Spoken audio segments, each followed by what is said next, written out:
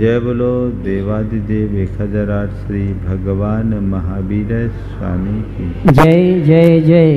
अहिंसा परमो धर्म की जय जय जय। परम पूज आचार्य गुरुवर श्री विद्यासागर जी महाराज जय जय जय। बोले परम पूज मुनि श्री प्रमाण सागर जी महाराज के, मुनि श्री निर्वेक सागर जी महाराज के, मुनि श्री संदान सागर जी महाराज के। नमोस्तु गुरुवर नमोस्तु। तीर्थंकरत्व की यात्रा जीवन की महान यात्रा है। एक साधारण प्राणी अपनी चेतना का गुणात्मक विकास करते हुए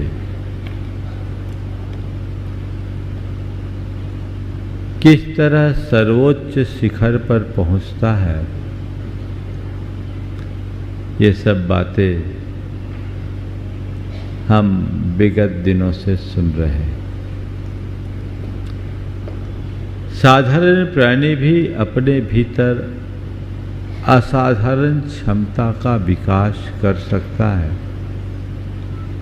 बशर्ते वह अपनी चेतना में गुणात्मक परिवर्तन करे। गुणात्मक परिवर्तन ही गुणात्मक विकास का आधार है और जीवन के गुणात्मक परिवर्तन के लिए हमें अपने भाव जगत को सुधारना बहुत जरूरी है। हम अपनी भावनाओं के बल पर ही अपने जीवन में स्थायी परिवर्तन घटित कर सकते हैं। 16 कारण भावनाओं में कल हमने साधु समाधि की बात की। आज क्रम है वैयावृत्त। वैयावृत्त का सीधा अर्थ होता है सेवा। सेवा एक क्रिया नहीं, सेवा एक भाव है। क्रिया तो उसका एक प्रकट रूप है। हमारे यहाँ एक सेवा शब्द जब भी आता है तो अकेले सेवा नहीं आता, सेवा के साथ एक और शब्द जुड़ता है, वह है शुश्रूषा। सेवा शुश्रूषा हम लोग बोलते हैं। शुश्रूषा का मतलब क्या है? किसी की सेवा करने की प्रबल इच्छा। जब तक हृदय में ऐसा भाव उद्घाटित नहीं होता तब तक सही अर्थों में किसी की सेवा नहीं हो सकती। और जब तक सेवा नहीं हो, शुश्रूषा ना हो, तब तक जीवन का उत्थान नहीं। वैयावृत्ति को एक तप कहा और वैयावृत्ति को 16 कारण भावनाओं में एक महत्वपूर्ण भावना के रूप में लिया गया। आप लोग रोज पूजन में कहते हैं, निस्दिन वैयावृत्त करैया, सो निहिचे भव तीर तरैया।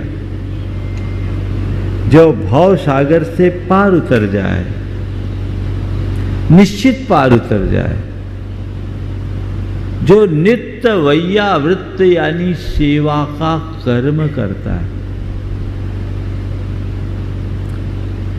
मैंने जब वैयावृत्त के विषय में पढ़ा, आगम में इसकी इतनी महिमा गाई गई। इससे अंतरंग तप, 16 कारण भावनाओं में एक महत्वपूर्ण भावना, और आचार्य कुंद ने तो इसे जिन भक्ति कहा। अहकुण जिन भक्ति परम विया विच्चम दह बियप्पम। जिनेन्द्र भगवान की भक्ति के रूप में वैयावृत्ति को उन्होंने अंगीकृत किया। यानी मैं आश्चर्यचकित रह गया जब आचार्य कुंद के इस वाक्य को पढ़ा। अहकुन जिन भक्ति परम बिया विच्चम दह बियप्पम। तो मुझे लगा कि किसी की सेवा करना भगवान की भक्ति करने के बराबर है। हम लोग ये वाक्य दोहराते, सेवा ही पूजा है। तो आचार्य कुंद कहते हैं भक्ति है, सेवा भक्ति है और भक्ति ही पूजा है। आखिरकार इस कर्म को इतना महत्व क्यों दिया गया है? वैयावृत्त या सेवा को इतना महत्व, इतना मूल्य क्यों दिया गया है? आप लोगों ने कभी इस पर विचार किया? शायद नहीं किया होगा। वैयावृत्ति की महिमा से प्रेरित और प्रभावित होकर आपने वैयावृत्ति का कर्म तो भले शुरू कर दिया हो, लेकिन वैयावृत्त इतना महान धर्म क्यों है, शायद इस पर ध्यान कम गया हो। सवाल है, वैयावृत्त का भाव कब जगता है? वैयावृत्ति का भाव कब जगता है? दो कारणों से जगता है। जब हृदय में संवेदना हो और सहानुभूति। किसी के प्रति संवेदना कब जगती है या किसी के प्रति सहानुभूति कब जगती है? जब हम उसके आत्मा के अस्तित्व को स्वीकार करते हैं, उसके प्रति अपनी जैसी भावना जगाते हैं, जब अस्तित्व का भाव जगता है तभी संवेदना जगती है, और जब संवेदना होती है तभी सहानुभूति होती है। तो वैयावृत्ति वही कर सकता है जो दूसरे की आत्म सत्ता को पहचानता हो और उसकी आत्मा का अभिनंदन करता हो। जब आप सामने वाले व्यक्ति को एक व्यक्ति की तरह देखेंगे और अपने से भिन्न मानेंगे तो आपके हृदय में उसके प्रति सेवा का भाव नहीं जगेगा। लेकिन सामने वाले व्यक्ति को जब आप अपने समान मानोगे तो आपके हृदय में उसके प्रति सेवा का भाव अवश्य होगा। मैं आश्चर्यचकित रह गया जब मुनियों के लिए वैयावृत्ति की इतनी प्रेरणा दी गई और अंतरंग तप में तप रखा, और आचार्य कुंद ने मुनियों के लिए आज्ञा प्रदान की कि अह कुन जिन भक्ति परम वैया विच्चम दह बियप्पा। मुनि जो सर्व विकल्पों से विमुक्त होते हैं, जो स्वयं में लीन रहने के लिए सतत प्रयत्नशील रहते हैं, उस मुनि को भी अन्य मुनियों की वैयावृत्ति करने की बात क्यों कही? सेवा करने की बात क्यों कही?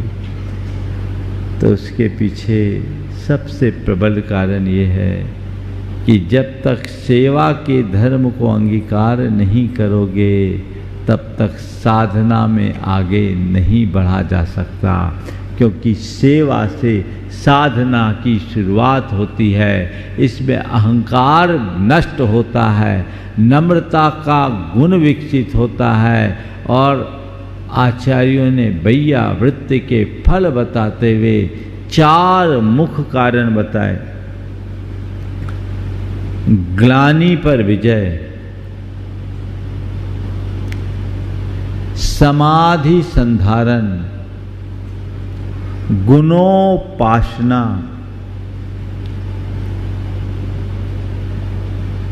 और सनाथता, ये 4 गुण बताए। ग्लानि पर विजय, समाधि संधारण, गुणोपासना और सनाथता। ग्लानि पर विजय, अगर कोई दीन दुखी जीवों की हम सेवा करते हैं तो हमारे मन में ग्लानि खत्म हो जाती है। मुनिगण मुनियों की वैयावृत्ति करते हैं। अगर कोई मुनि बीमार हो जाए, कोई मुनि विशेष तपस्वी हो, कोई मुनि विशेष अध्ययनशील हो, कोई बड़ा पुराना साधु हो, कोई साधु वृद्ध हो या कोई नव दीक्षित हो, तो इन सब को अपने तप में, इस साधना के क्रम में किसी तरह की परेशानी आ सकती, और उस समय उसकी शारीरिक मानसिक सेवा करना ये वैयावृत्त है। और खासकर संलेखना कोई ले रहा हो, उस समय उनकी सेवा करना बहुत बड़ा वैयावृत्त तप है। और उस समय मुनिगण सामने वाले साधु के मल मूत्र को भी अपने हाथ से बिना ग्लानि के साफ करते हैं। यहाँ तक लिखा कि किसी साधु को वैयावृत्त करने में कोई तत्पर है, उसको कफ आ रहा है और कफ को थूकने के लिए कोई स्थान नहीं, तो अपने हाथ की अंजलि करके उसको कफ को ले लो और उसे अलग करके शुद्ध खोल। ये सेवा का भाव, ग्लानि पर विजय, अंदर संवेदना और सहानुभूति होती है, गुणों के प्रति अनुराग होता है, तब कहीं जाकर के वैयावृत्ति की बात होती है। और जब वैयावृत्ति करने के लिए कोई किसी के प्रति तत्पर होता है तो उसे एक व्यक्ति के रूप में नहीं देखता, उसे देखता है रत्नत्रय के धनी के रूप में। ये कोई सामान्य प्राणी नहीं, ये ऐसा महान आत्मा है जिसके हृदय में रत्नत्रय का निधान भरा हुआ है, रत्नत्रय का खजाना भरा हुआ है, रत्नत्रय का निधान, रत्नत्रय का भंडार भरा हुआ है। वो रत्नत्रय अंदर घटना चाहिए, रत्नत्रय अंदर प्रकट होना चाहिए, और रत्नत्रय को प्रकट करने के मनोभाव से उनके रत्नत्रय यानी उनके धर्म को सुरक्षित और संरक्षित रखने के लिए हर धर्मी तत्पर होता है। ये धर्मी की सेवा धर्म के अनुराग का द्योतक है, और बिना धर्मानुराग के धर्मी की सेवा की नहीं जा सकती। जिसके हृदय में धर्म के प्रति लगाव होता है वो धर्मी की सेवा में हर पल तत्पर रहता है। और आप लोगों ने देखा भी होगा, ये वैयावृत्ति, ये सेवा जो एक मुनि संग में होती है वो आपको कहीं देखने को नहीं मिलेगी। खासकर उस घड़ी जब कोई साधु बीमार हो या कोई साधु संलेखना की साधना में निरत हो, तो पूरा संग किस भांति उनकी सेवा करता है। एक करोड़पति बाप का बेटा उसकी सेवा नहीं कर पाएगा, बल्कि मैं ये कह दूं करोड़पतियों के बच्चे कभी सेवा करते भी नहीं, उनकी सेवा तो नर्स करते, बच्चे नहीं करेंगे, नर्स और डॉक्टर लगा देंगे। लेकिन ये सेवा का भाव उनके घर परिवार में नहीं झलकेगा। ये सेवा भाव केवल और केवल उनके बीच देखने को मिलेगा जिनके हृदय में धर्म है। तो ये धर्म को उद्दीप्त करने का एक सशक्त माध्यम है। इसलिए वैयावृत्त को महातप कहा, जिससे ग्लानि पर विजय, समाधि संधारण। आप यदि किसी की वैयावृत्ति करते हैं तो उसकी समाधि टिकती है, और वैयावृत्ति करने से खुद की समाधि बढ़ती है। दोनों का समाधि संधारण होता है, ये वैयावृत्त का फल है। और तीसरी बात, गुणोपासना। आप जिसकी सेवा कर रहे हैं उनकी सेवा से उनके गुणों को ग्रहण करने का भाव होता है, उनके गुणों को ग्रहण करने का भाव होता है, और वो गुणों को ग्रहण अपने आप मिलता है। आप जिनके निकट रहोगे उनकी चर्या और क्रिया से जुड़ने का अवसर मिलेगा, और उस क्रिया और चर्या से जुड़ने के परिणाम स्वरूप उनके गुण स्वाभाविक रूप से अपने जीवन में आ जाएंगे।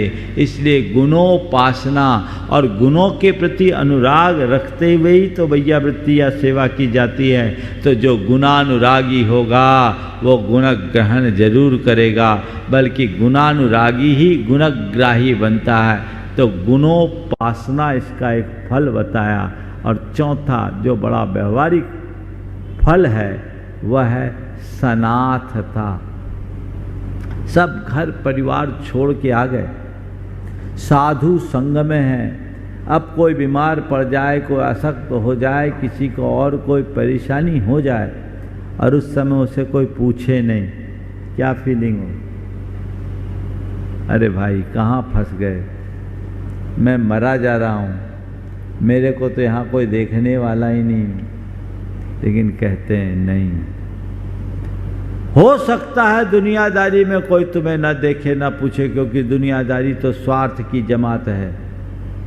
तुम्हारा मतलब सधेगा, 1000 तुम्हारे पास खड़े होंगे और मतलब नहीं तो सगा भी दगा दे देगा। लेकिन ये दुनियादारी की बात नहीं, ये धर्म संघ की बात है।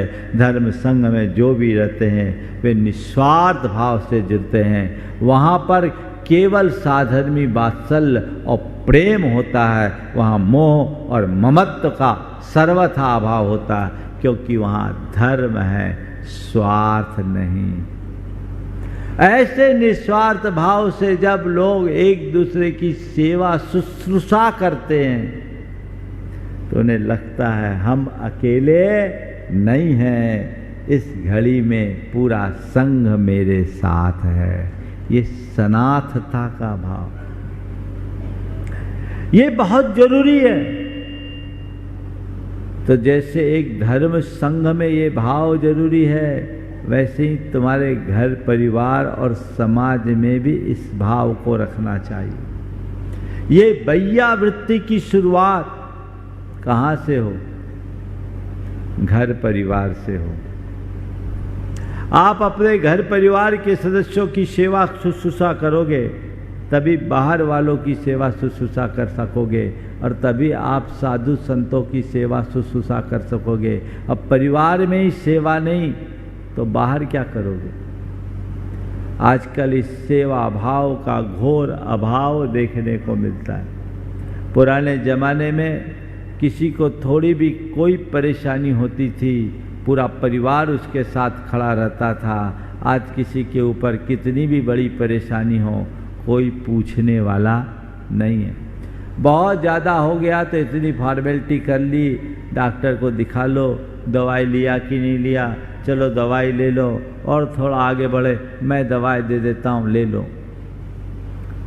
संत कहते हैं किसी बीमार को केवल दवा देना मात्र पर्याप्त नहीं है, उसके औषधि के साथ साथ उसको सहानुभूति की भी ज़रूरत है, उसे संवेदना की भी ज़रूरत है।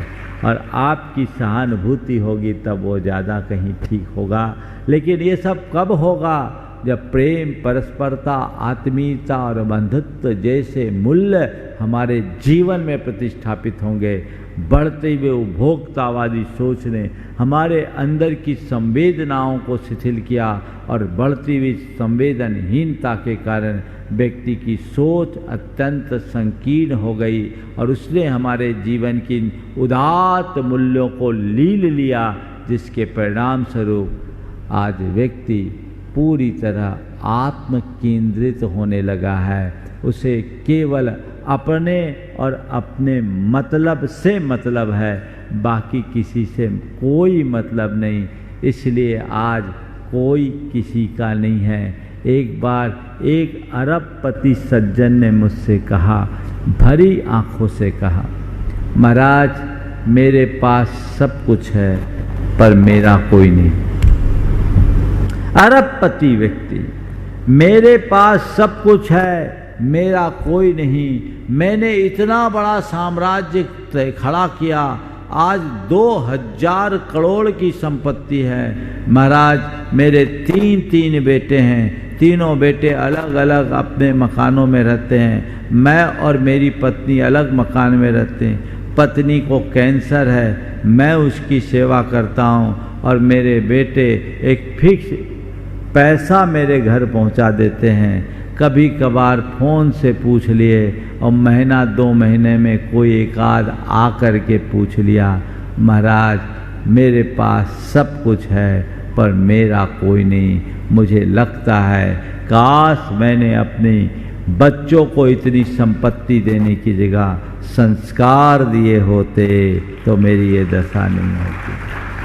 काश मैंने अपने बच्चों को संपत्ति देने की जगह संस्कार दिए होते तो मेरी ये दुर्दशा नहीं होती। आज मेरे पास सब कुछ है पर मेरा कुछ नहीं, मेरा कोई नहीं। और महाराज इसमें मैं अपने आप को दोषी मानता हूँ, क्योंकि मैंने भी अपना पूरा जीवन और पूरी जवानी केवल संपत्ति जोड़ने में खपाई, संस्कार जोड़ने में नहीं, उसका नतीजा मैं भोग रहा हूँ। और आज हम दोनों पति पत्नी एकाकी साथ जीवन जी रहे हैं। अब हमारा शरीर इस लायक भी नहीं रहा कि आप लोगों की शरण में आ सके। महाराज, मैं आपसे इतना ही कहना चाहता हूँ कि जो आप लोग बोलते हो सही बोलते हैं, और हम जैसों का उदाहरण आप लोगों को दो, ताकि बाकी लोगों की ऐसी दुर्गति ना हो। ये एक व्यक्ति की बात नहीं है, आम जनों की बात है, आम जनों की बात है। कितने लोग हैं जिनके हृदय में सेवा और शुश्रूषा का प्रबल भाव है, बोलो कितनी सेवा। आप घर से पूजा पाठ कर लोगे, पर सेवा, इसमें लोग पीछे रहते हैं। पूजा पाठ करने वाले, दान धर्म करने वाले, अन्न पुण्य की क्रिया करने वाले लोग तो फिर भी मिल जाते हैं, लेकिन सेवा भाव से संपन्न लोगों का घोर अभाव दिखता है। संत कहते तुम पूजा पाठ करो या ना करो, पर सेवा भाव से कभी वंचित मत रहो। आगम में लिखा है कि एक मुनि यदि किसी दूसरे ज्ञान मुनि की उपेक्षा करता है, अगर उसे सेवा और वैयावृत्ति की जरूरत है, और उस सेवा और वैयावृत्ति की उपेक्षा करके वो अपने तप में निरत होता है, तो उसे जिन आज्ञा के भंग का दोष लगता है। जिन आज्ञा का भंग। यहां सेवा की जरूरत है, तुम उपवास करके ध्यान में बैठे हैं, बोले यहां ध्यान की जरूरत नहीं है, यहां सामने वाले पर ध्यान देने की जरूरत है। ये तो तुम बाद में भी कर लोगे, अभी उसकी जरूरत है। इस जिनाज्ञा का भंग। आप लोगों से मैं पूछता हूं, आप घर से मंदिर के लिए निकले, घर से मंदिर के लिए निकले हैं, और इसी बीच आपके पिताजी की तबीयत थोड़ी नरम दिख रही है, हल्का सा सीने में दर्द बता रहे हैं, अब आप क्या करोगे? बोलो, मंदिर जाओगे या अपने पिताजी को पहले उनका हालचाल पूछोगे, फिर आवश्यकता पड़ने पर डॉक्टर के पास ले जाओगे, उनकी चिकित्सा कराओगे? बोलो क्या करोगे? हाँ, क्या करोगे? मंदिर ले जाओगे, है ना? मंदिर ले जाओगे, चलो बहुत बढ़िया। इंदौर वाले लोग बड़े भले। अब चलिए थोड़ा सा सीन बदल देते हैं। आप अपने घर से अपने ऑफिस के लिए निकल रहे हैं और कोई अर्जेंट मीटिंग है, और ऐसी मीटिंग जिसमें आपको लाखों करोड़ों की डील करनी है, फाइनल मीटिंग है। बहुत मुश्किल से मीटिंग अरेंज हुई और निकल रहे हैं, और निकलने को आप अपनी गाड़ी स्टार्ट ही करने वाले कि आपको खबर आई कि पापा के सीने में बहुत जोर से दर्द हो रहा। अब क्या करोगे? अब क्या करोगे? बोलो, ईमानदारी से बोलना। क्या करेंगे? पत्नी को कहोगे कि देखो देखो पापा को क्या हो रहा है, थोड़ा देखो, और मैं जा रहा हूँ, मीटिंग अर्जेंट है। मैं अपने एक दो फ्रेंड को बोलता हूँ, अपने स्टाफ को बोलता हूँ, वो आकर के देखेगा। डॉक्टर में रास्ते से गाड़ी से सारा अरेंज करता हूँ, और तब तक तुम ध्यान रखना और मुझे सारी रिपोर्ट देते रहना। यही बोलोगे ना? हाँ, मैं देख रहा हूँ सब कुछ है, मुझे रिपोर्ट देते रहना, मैं फ़ोन पे कर रहा हूँ। और आप फ़ोन पे लगाना शुरू करोगे और सारा अरेंजमेंट कर दोगे। ये भी अगर आप थोड़े सतयुगी संतान होगे तो। बाकी तो ठीक है, कुछ नहीं है। कुछ लोग तो ऐसा भी कहते कुछ नहीं, हल्का हल्का गैस वैस का होगा, देखो थोड़ा बहुत कुछ देख लो, और ज़्यादा दिक्कत हो तो डॉक्टर को दिखा लेना, मैं फ़ोन कर देता हूँ। और मान लीजिए आपने इतना सब कुछ किया और चले गए, और इसी बीच कुछ हो गया तो? बोलो, इसी बीच कुछ हो गया तो अब क्या होगा? जिंदगी भर रोना रोओगे, हाय मैं अपनी पापा की सेवा नहीं कर पाया, मैं ध्यान नहीं दे पाया, मुझसे बड़ी चूक हो गई। इंपॉर्टेंट मीटिंग में चले गए, मीटिंग के इंपॉर्टेंस को तुम रोज आंकते हो। जिस दिन माँ बाप की इंपॉर्टेंस को आंकना शुरू कर लोगे, जीवन बदल जाएगा।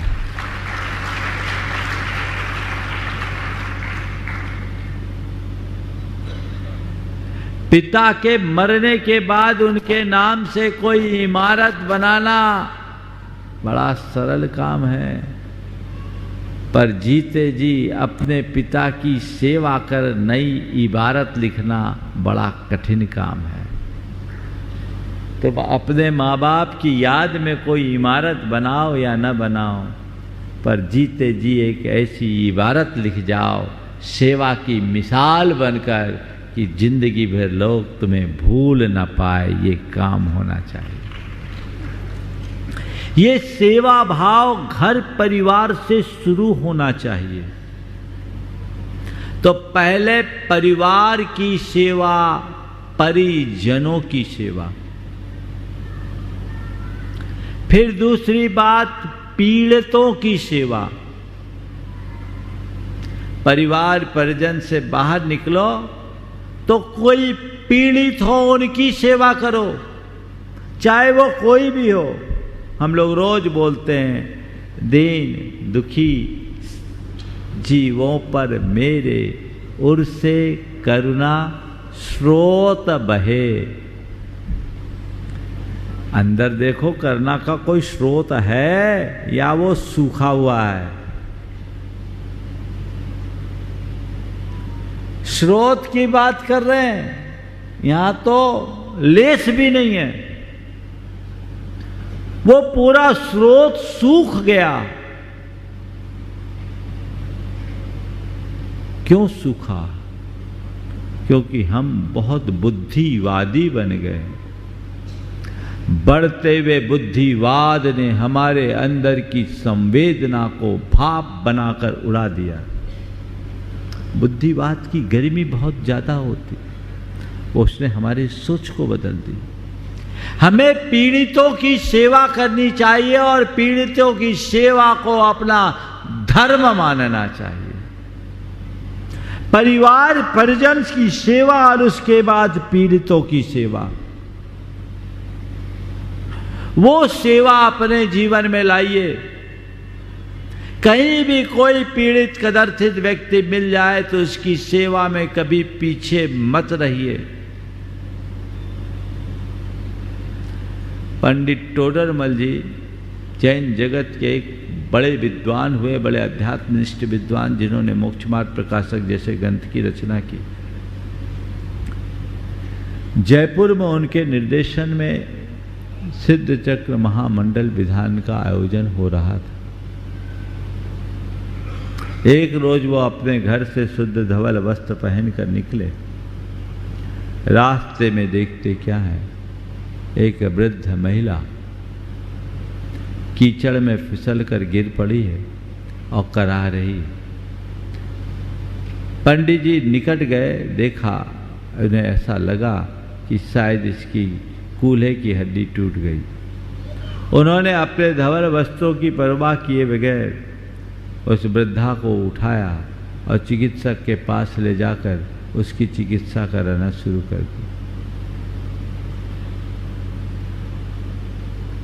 करीब 1.5 घंटे के विलंब से वे विधान स्थल पर पहुंचे। तब तक लोगों की आतुरता आक्रोश में बदल चुकी थी। सब लोग एक साथ बोल पड़े, पंडित जी आज आपने कितना विलंब कर दिया, पूरा पाठ अधूरा रह गया। पंडित जी ने कहा, सिद्ध चक्र का सच्चा पाठ तो आज हुआ। सिद्ध चक्र का सच्चा पाठ तो आज हुआ है। सब लोग हैरान रह गए, बोले अभी पाठ शुरू नहीं हुआ और आप कह रहे सच्चा पाठ तो आज हुआ। उन्होंने रास्ते की सारी घटना बताई और कहा कि मैंने सोचा भगवान को अर्घ्य चढ़ाने में थोड़ा विलंब हो जाए तो कोई फर्क नहीं पड़ेगा, लेकिन उसकी चिकित्सा का थोड़ा भी विलंब बहुत नुकसान कर सकता था, इसलिए मैंने उसे प्राथमिकता दी। और मैं आप सबसे कहता हूँ कि हम जो भगवान के चरणों में अर्घ्य चढ़ाते हैं यह तो केवल द्रव्य पूजा है, और अगर हम किसी पीड़ित प्राणी की सेवा करते हैं तो भाव पूजा से कम नहीं। इसलिए मैंने आज आप सबसे कहा कि जो सिद्ध चक्र की सच्ची पूजा तो आज हुई है। सब लोग पंडित जी के इन विचारों से बड़े अभिभूत हुए। मैं भी आप सबसे कहता हूँ, पीड़ित की सेवा को परमात्मा की पूजा मानो, उस पर ध्यान दें, इस पर पूरा फोकस होना चाहिए, ये हमारा धर्म है। संत रंगदास हुए हैं एक बड़े प्रसिद्ध। जब वो बच्चे थे उनके पिता ने उनसे कहा जाओ बाजार से कोई फल ले आओ, गर्मी का समय, मीठे फल ले आओ। वो बाजार में गया, बड़ा संवेदनशील थे शुरू से ही। उनने देखा तो एक परिवार 3 दिन से भूखा दिखाई पड़ा। उनने सारे रुपये से उनको भोजन करा दिया, भरपेट भोजन कराकर वो लौटा। जब घर लौटे पूछा, बेटे फल ले आए? बोले पिताजी आज हम अमर फल लेकर आए। पिताजी आज हम अमर फल लेकर आए, कहाँ है वो अमर फल, ला के दिखाओ। बोला पिताजी आप ही कहा करते थे किसी दीन दुखी की सेवा करने से अमर फल मिलता है। पिताजी रास्ते में मैंने एक ऐसे परिवार को देखा तो हमने सोचा आज पिताजी की बात को सार्थक करना है, और मैंने उन्हें भोजन करा के अमर फल प्राप्त कर लिया। पिताजी यदि वो फल लेकर हम लोग आते तो हमारा मुंह थोड़ी देर के लिए मीठा होता, पर हमने उनकी 3 दिन की भूख मिटा दी। आप बताइए मैंने सही किया या नहीं?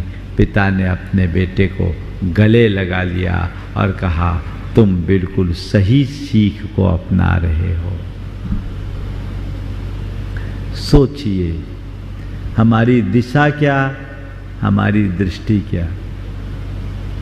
हम पीड़ितों की सेवा में कैसी तत्परता दिखाते हैं।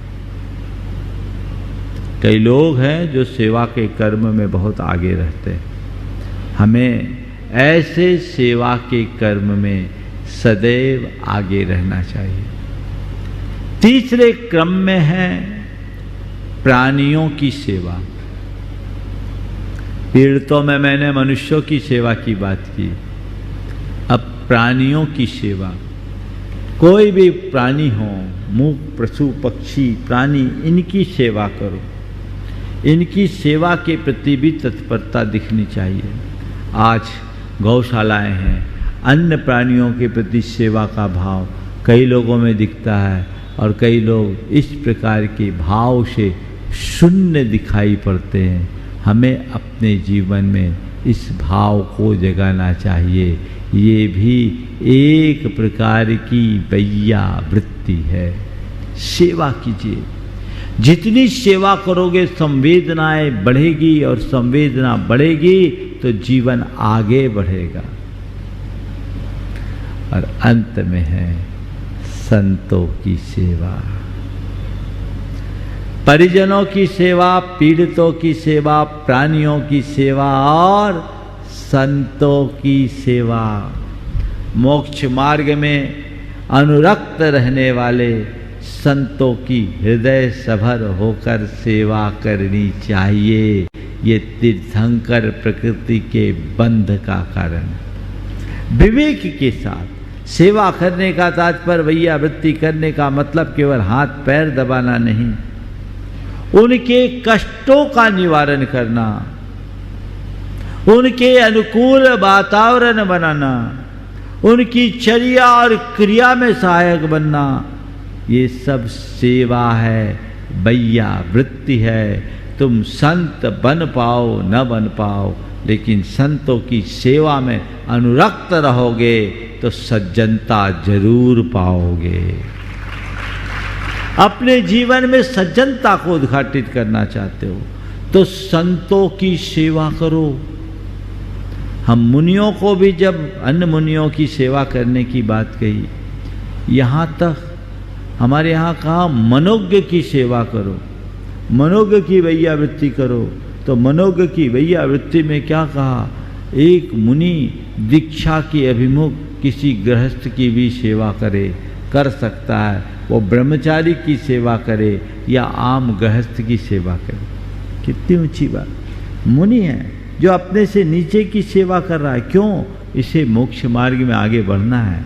और कोई ज़रूरी नहीं कि उसकी सेवा के लिए उसका हाथ पैर ही दबाया जाए, उसकी शारीरिक मानसिक स्थिति को ठीक किया जाए, उसे अच्छी प्रेरणा दे दी जाए, उसके मनोबल को भी जगा दिया जाए, तो ये उसकी सेवा है ना। उसके कष्ट का निवारण किसी न किसी रूप में करना चाहिए, होना चाहिए। यदि ऐसी सेवा का भाव हो तो हमारे जीवन का उत्कर्ष होगा। उच्चैर गोत्रम प्रणतेर भोगो दानाद उपासनात् पूजा भक्ते सुंदर रूपम स्तवनात् कीर्ति तपो निधिषु। संत जनों की सेवा करने से हमारे जीवन में सारी समृद्धियां उद्घाटित होती है। अपने जीवन में उन बातों को उद्घाटित करने का प्रयत्न और पुरुषार्थ होना चाहिए, लेकिन संतों की सेवा में विवेक होना चाहिए। आजकल आप लोग वैयावृत्ति करने आते हो, मैं तो कराता ही नहीं। बड़ी मुश्किल से एक दिन आप लोगों के लिए दिया है सप्ताह में, लेकिन कई बार आप लोग आते हो ना, तो वैयावृत्ति करते करते अपनी मुहर और लगा लेते हो, नाखून लगा, है ना, ठप्पा लग जाता, ये गड़बड़। हाँ, वैयावृत्ति में विवेक। एक बार ऐसा हुआ, हम लोग बिहार करके चल रहे थे, एक गांव में पहुंचे, सर्दी का समय था, स्थान संकीर्ण था, छोटा था। किसी ने कहा एक नई धर्मशाला सामने और है, वहाँ भी रह सकते हैं। हमने गुरुदेव से निवेदन किया, 24 किलोमीटर बिहार करके चले। गुरुदेव से कहा महाराज जी सामने एक छोटी सी नई धर्मशाला, हम लोग वहाँ चले जाओ, यहाँ जगह संकीर्ण है। हम 4 साधु चले गए और वहाँ गए तो देखते क्या है, धर्मशाला के नाम पर 2 दुकानें थी जिसमें शटर लगी थी। अब आ गए, हमने कहा आप गुरु जी से अनुमति लेके आए, अब शटर है चाहे जो है, रात तो ही निकालना है। रह गए रात। अब अंदर चले गए, शटर से क्या होता है, साए साए हवा, टेम्परेचर 6 डिग्री, और 2 झरोखे थे बड़े बड़े, उनसे भी हवा आ रही थी। थोड़ा बहुत पैक किया था लेकिन ढंग से पैक किया नहीं, ठंड तो लगी रही थी। और हम 4 महाराज थे, चारों महाराज बिना चटाई वाले। अब रात में कुछ लोग वैयावृत्ति करने के लिए आ गए। उनमें एक थोड़े ज्ञानी महानुभाव थे, वो रोज वहाँ स्वाध्याय कराते। वो ब्रेक आयल लेके आ गए, ब्रेक आयल लेके आ गए। अब ब्रेक आयल लगाए, हमने मना किया, इशारा किया कि भैया ब्रेक आयल मत लगाओ। क्यों लगा? नहीं महाराज तो मना करते, अपना काम है अपने को करना, महाराज का काम महाराज जानेंगे, हम श्रावक का काम है हमको वैयावृत्ति करना है। महाराज तो मना करते हैं, महाराज तो मना करते हैं। हमने थोड़ा आंखें दिखाई, कहीं मान जा भैया, वैयावृत्ति तू कर तो रहा है, ब्रेक आयल लगा के तू चला जाएगा, झेलना तो हमें पड़ेगा। नहीं महाराज तो मना करते, महाराज का काम महाराज करेंगे, अपन अपना काम करो, लगाओ। अब हमने भी सरेंडर कर दिया। महाराज तो परिसर सहते ही हैं, महाराज तो मना करते ही। हमने कहा आज आप परिसर सह लो, सरेंडर कर दिया। और उन लोगों ने मिलकर तबीयत से पूरे शरीर में ब्रेक आयल पोत दिया। अब वो लोग तो चले गए 10 मिनट बाद, पूरा शरीर ठंडा, हवा के कारण और ठंडा हो गया। अब रात तो बैठ के जैसे तैसे गुजारी। सवेरे जब गुरुदेव को पूरा वाकया सुनाया तो उन्होंने पहला वाक्य कहा, गुस्सा तो नहीं आया? उन पर गुस्सा तो नहीं आया? हमने कहा नहीं गुरुजी, गुस्सा नहीं आया। बोले अच्छा, उसका आभार मानो, रात भर तपस्या करने का मौका दिया, कर्म निद्रा करने का मौका दिया। उन्होंने रात भर तपस्या करने का मौका दिया, कर्म निद्रा का मौका दिया, ये तो हमें बताया। लेकिन तुरंत वहाँ जो श्रावक लोग थे उनसे समझाते हुए कहा, देखो बैया वृत्त में विवेक रखना चाहिए। ये तो मजबूत महाराज थे, सब कुछ हुआ नहीं। 1988 की बात है, दीक्षा ही हुई थी, दिसंबर महीने की बात है। तो जवान थे, मजबूत थे। बोले ये तो मजबूत महाराज थे, झेल लिए। कोई बिना बीमार महाराज होते तो परलोक पहुंचा देते। विवेक, समझ गए?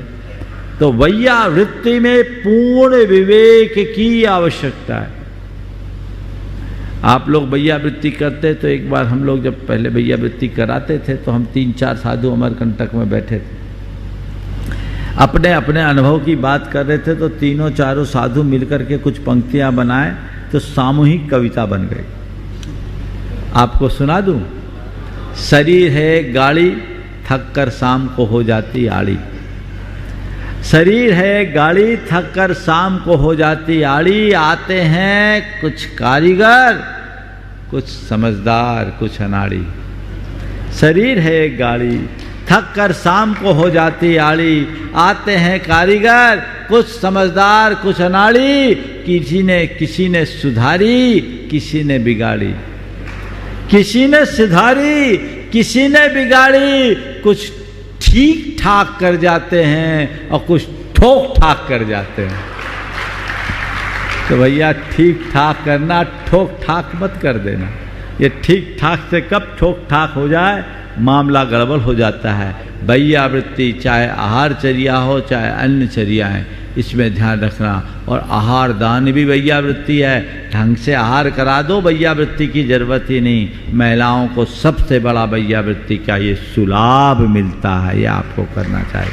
बंधुओं, श्री कृष्ण ने एक चिकित्सा कराई मुनिराज की और उस वैया वृत्त के फल स्वरूप उन्हें तीर्थंकर प्रकृति का बंध हुआ। इसी वैया वृत्ति के फल स्वरूप तीर्थंकरत्व की उपलब्धि हुई। तो ये वैया वृत्ति आने वाले काल में वे 16वें तीर्थंकर होंगे। वे महापुरुष थे, 9 में नारायण बने और आने वाले काल में वे 16वें तीर्थंकर बनेंगे इसी वैया वृत्ति के फलस्वरूप। तो निस दिन वैया वृत्त करैया सो नीचे भव तीर तरैया की उक्ति को ध्यान में रखते हुए वैया वृत्ति की इन चारों पायों को ध्यान में रखे। परिजनों की सेवा, पीड़ितों की सेवा, प्राणियों की सेवा और संतों की सेवा अपने जीवन में जुड़े इस भाव के साथ। यहीं पर विराम। आज शनिवार है। आज इंजीनियरिंग जैन इंजीनियर सोसाइटी के करीब अनेक अभियंता बंधु यहाँ आएंगे। आज के शाम का शंका समाधान का सत्र उनके लिए आरक्षित है और ये एक विशेष सत्र होगा जो 5:45 से प्रारंभ होगा। आप लोग समय पर आकर के उसका लाभ लेंगे। और कल रविवारी ये प्रवचन एक विशेष प्रवचन है और रविवार को दोपहर में जो युवाओं के लिए एक सत्र होता है वह 3:30 बजे से अपने निर्धारित समय पर होगा। और उसके पहले इंदरचंद जी सेठी के द्वारा विशेष, कल ही है ना, कल 1 तारीख है ना, छात्रवृत्ति लगभग 400-500 लोगों को दी जाएगी जो 12:30 बजे से यहाँ पर प्रारंभ हो गए। तो कल रविवार के सारे कार्यक्रम को आप विशेष रूप से ध्यान रखिएगा। यहीं पर विराम। बोलिए परम पूज्य आचार्य गुरुवर श्री विद्यासागर महाराज।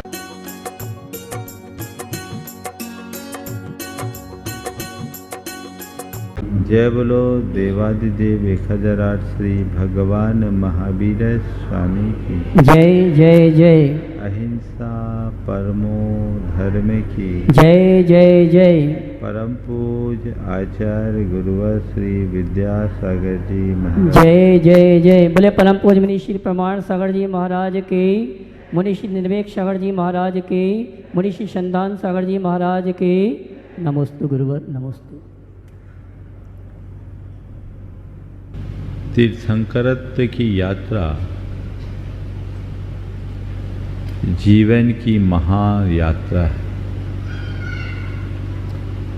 एक साधारण प्राणी अपनी चेतना का गुणात्मक विकास करते हुए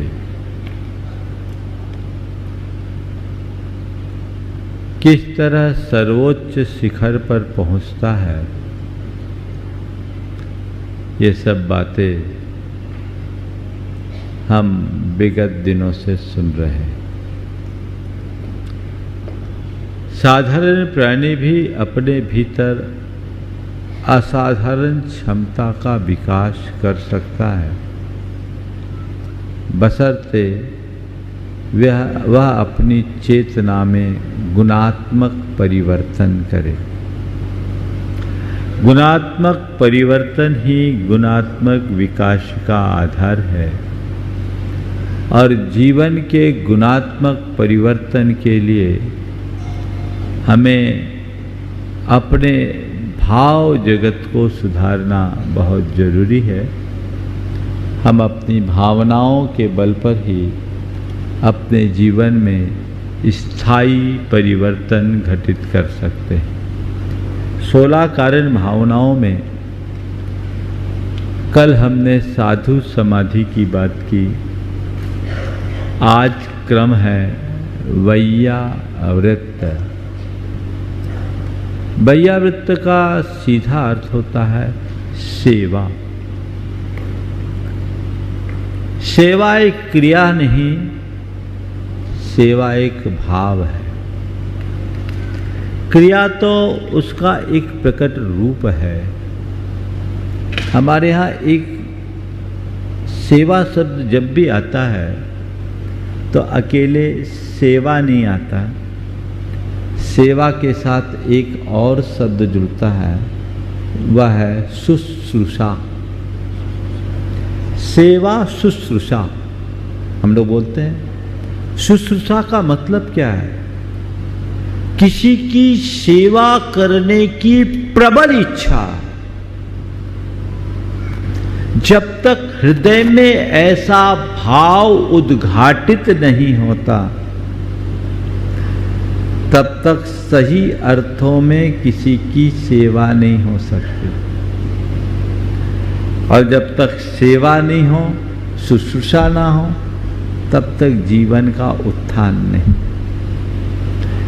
वैयावृत्ति को एक तप कहा और वैयावृत्ति को 16 कारण भावनाओं में एक महत्वपूर्ण भावना के रूप में लिया गया। आप लोग रोज पूजन में कहते हैं, निस्दिन वैयावृत्त करैया, सो निहिचे भव तीर तरैया। जो भव सागर से पार उतर जाए, निश्चित पार उतर जाए, जो नित्य वैयावृत्त यानी सेवा का कर्म करता है। मैंने जब वैयावृत्त के विषय में पढ़ा, आगम में इसकी इतनी महिमा गाई गई, इससे अंतरंग तप, 16 कारण भावनाओं में एक महत्वपूर्ण भावना, और आचार्य कुंद ने तो इसे जिन भक्ति कहा। अहकुण जिन भक्ति परम विया विच्चम दह व्यपम। जिनेन्द्र भगवान की भक्ति के रूप में वैयावृत्ति को उन्होंने अंगीकृत किया। यानी मैं आश्चर्यचकित रह गया जब आचार्य कुंद के इस वाक्य को पढ़ा। अहकुन जिन भक्ति परम वैया विच्चम दह व्यपम। तो मुझे लगा कि किसी की सेवा करना भगवान की भक्ति करने के बराबर है। हम लोग ये वाक्य दोहराते, सेवा ही पूजा है। तो आचार्य कुंद कहते हैं भक्ति है, सेवा भक्ति है और भक्ति ही पूजा है। आखिरकार इस कर्म को इतना महत्व क्यों दिया गया है? वैयावृत्त या सेवा को इतना महत्व, इतना मूल्य क्यों दिया गया है? आप लोगों ने कभी इस पर विचार किया? शायद नहीं किया होगा। वैयावृत्ति की महिमा से प्रेरित और प्रभावित होकर आपने वैयावृत्ति का कर्म तो भले शुरू कर दिया हो, लेकिन वैयावृत्त इतना महान धर्म क्यों है, शायद इस पर ध्यान कम गया हो। सवाल है, वैयावृत्त का भाव कब जगता है? वैयावृत्ति का भाव कब जगता है? दो कारणों से जगता है। जब हृदय में संवेदना हो और सहानुभूति। किसी के प्रति संवेदना कब जगती है या किसी के प्रति सहानुभूति कब जगती है? जब हम उसके आत्मा के अस्तित्व को स्वीकार करते हैं, उसके प्रति अपनी जैसी भावना जगाते हैं। जब अस्तित्व का भाव जगता है तभी संवेदना जगती है, और जब संवेदना होती है तभी सहानुभूति होती है। तो वैयावृत्ति वही कर सकता है जो दूसरे की आत्मसत्ता को पहचानता हो और उसकी आत्मा का अभिनंदन करता हो। अपने जीवन में उन बातों को उद्घाटित करने का प्रयत्न और पुरुषार्थ होना चाहिए, लेकिन संतों की सेवा में विवेक होना चाहिए। आजकल आप लोग वैयावृत्ति करने आते हो, मैं तो कराता ही नहीं। बड़ी मुश्किल से एक दिन आप लोगों के लिए दिया है सप्ताह में, लेकिन कई बार आप लोग आते हो ना, तो वैयावृत्ति करते करते अपनी मुहर और लगा लेते हो, नाखून लगा, है ना, ठप्पा लग जाता, ये गड़बड़। हाँ, वैयावृत्त में विवेक। एक बार ऐसा हुआ, हम लोग बिहार करके चल रहे थे, एक गांव में पहुंचे, सर्दी का समय था, स्थान संकीर्ण था, छोटा था। किसी ने कहा एक नई धर्मशाला सामने और है, वहाँ भी रह सकते हैं। हमने गुरुदेव से निवेदन किया, 24 किलोमीटर बिहार करके चले। गुरुदेव से कहा महाराज जी सामने एक छोटी सी नई धर्मशाला, हम लोग वहाँ चले जाओ, यहाँ जगह संकीर्ण है। हम 4 साधु चले गए और वहाँ गए तो देखते क्या है, धर्मशाला के नाम पर 2 दुकानें थी जिसमें शटर लगी थी। अब आ गए, हमने कहा आप गुरु जी से अनुमति लेके आए, अब शटर है चाहे जो है, रात तो ही निकालना है। रह गए रात। अब अंदर चले गए, शटर से क्या होता है, साए साए हवा, टेम्परेचर 6 डिग्री, और 2 झरोखे थे बड़े बड़े, उनसे भी हवा आ रही थी। थोड़ा बहुत पैक किया था लेकिन ढंग से पैक किया नहीं, ठंड तो लगी रही थी। और हम 4 महाराज थे, चारों महाराज बिना चटाई वाले। अब रात में कुछ लोग वैयावृत्ति करने के लिए आ गए। उनमें एक थोड़े ज्ञानी महानुभाव थे, वो रोज वहाँ स्वाध्याय कराते। वो ब्रेक आयल लेके आ गए, ब्रेक आयल लेके आ गए। अब ब्रेक आयल लगाए, हमने मना किया, इशारा किया कि भैया ब्रेक आयल मत लगाओ। क्यों लगा? नहीं महाराज तो मना करते, अपना काम है अपने को करना, महाराज का काम महाराज जानेंगे, हम श्रावक का काम है हमको वैयावृत्ति करना है, महाराज तो मना करते हैं, महाराज तो मना करते हैं। हमने थोड़ा आंखें दिखाई, कहीं मान जा भैया, वैयावृत्ति तू कर तो रहा है, ब्रेक आयल लगा के तू चला जाएगा, झेलना तो हमें पड़ेगा। नहीं महाराज तो मना करते, महाराज का काम महाराज करेंगे, अपन अपना काम करो, लगाओ। अब हमने भी सरेंडर कर दिया। महाराज तो परिसर सहते ही हैं, महाराज तो मना करते ही। हमने कहा आज आप परिसर सह लो, सरेंडर कर दिया।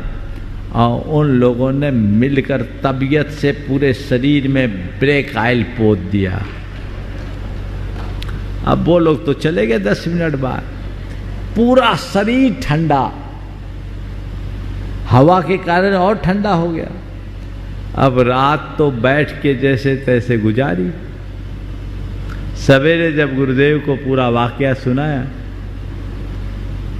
तो उन्होंने पहला वाक्य कहा, गुस्सा तो नहीं आया? उन पर गुस्सा तो नहीं आया? हमने कहा नहीं गुरुजी, गुस्सा नहीं आया। बोले अच्छा, उसका आभार मानो, रात भर तपस्या करने का मौका दिया, कर्म निद्रा करने का मौका दिया। उन्होंने रात भर तपस्या करने का मौका दिया, कर्म निद्रा का मौका दिया, ये तो हमें बताया। लेकिन तुरंत वहाँ जो श्रावक लोग थे उनसे समझाते हुए कहा, देखो बैया वृत्त में विवेक रखना चाहिए। ये तो मजबूत महाराज थे, सब कुछ हुआ नहीं। 1988 की बात है, दीक्षा ही हुई थी, दिसंबर महीने की बात है। तो जवान थे, मजबूत थे। बोले ये तो मजबूत महाराज थे, झेल लिए। कोई बिना बीमार महाराज होते तो परलोक पहुंचा देते। विवेक, समझ गए?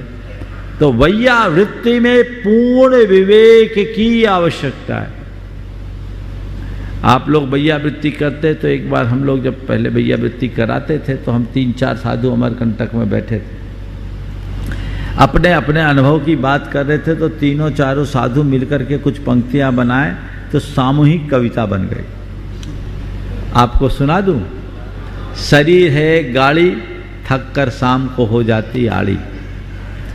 शरीर है गाड़ी, थक कर शाम को हो जाती आड़ी। आते हैं कुछ कारीगर, कुछ समझदार, कुछ अनाड़ी। शरीर है गाड़ी, थक कर शाम को हो जाती आड़ी। आते हैं कारीगर, कुछ समझदार, कुछ अनाड़ी। किसी ने सुधारी, किसी ने बिगाड़ी। किसी ने सुधारी, किसी ने बिगाड़ी। कुछ ठीक ठाक कर जाते हैं और कुछ ठोक ठाक कर जाते हैं। तो भैया ठीक ठाक करना, ठोक ठाक मत कर देना। ये ठीक ठाक से कब ठोक ठाक हो जाए, मामला गड़बड़ हो जाता है। वैया वृत्ति चाहे आहार चर्या हो चाहे अन्य चर्या है, इसमें ध्यान रखना। और आहार दान भी वैया वृत्ति है। ढंग से आहार करा दो, वैया वृत्ति की जरूरत ही नहीं। महिलाओं को सबसे बड़ा वैया वृत्ति का ये सुलाभ मिलता है, ये आपको करना चाहिए। बंधुओं, श्री कृष्ण ने एक चिकित्सा कराई मुनिराज की और उस वैया वृत्त के फल स्वरूप उन्हें तीर्थंकर प्रकृति का बंध हुआ। इसी वैया वृत्ति के फल स्वरूप तीर्थंकरत्व की उपलब्धि हुई। तो ये वैया वृत्ति आने वाले काल में वे 16वें तीर्थंकर होंगे। वे महापुरुष थे, 9 में नारायण बने और आने वाले काल में वे 16वें तीर्थंकर बनेंगे इसी वैया वृत्ति के फलस्वरूप। तो निस दिन वैया वृत्त करैया सो नीचे भव तीर तरैया की उक्ति को ध्यान में रखते हुए वैया वृत्ति की इन चारों पायों को ध्यान में रखे। परिजनों की सेवा, पीड़ितों की सेवा, प्राणियों की सेवा और संतों की सेवा अपने जीवन में जुड़े इस भाव के साथ। यहीं पर विराम। आज शनिवार है। आज इंजीनियरिंग जैन इंजीनियर सोसाइटी के करीब अनेक अभियंता बंधु यहाँ आएंगे। आज के शाम का शंका समाधान का सत्र उनके लिए आरक्षित है और ये एक विशेष सत्र होगा जो 5:45 से प्रारंभ होगा। आप लोग समय पर आकर के उसका लाभ लेंगे। और कल रविवारी ये प्रवचन एक विशेष प्रवचन है और रविवार को दोपहर में जो युवाओं के लिए एक सत्र होता है वह 3:30 बजे से अपने निर्धारित समय पर होगा। और उसके पहले इंदरचंद जी सेठी के द्वारा विशेष, कल ही है ना, कल 1 तारीख है ना, छात्रवृत्ति लगभग 400-500 लोगों को दी जाएगी जो 12:30 बजे से यहाँ पर प्रारंभ हो गए। तो कल रविवार के सारे कार्यक्रम को आप विशेष रूप से ध्यान रखिएगा। यहीं पर विराम। बोलिए परम पूज्य आचार्य गुरुवर श्री विद्यासागर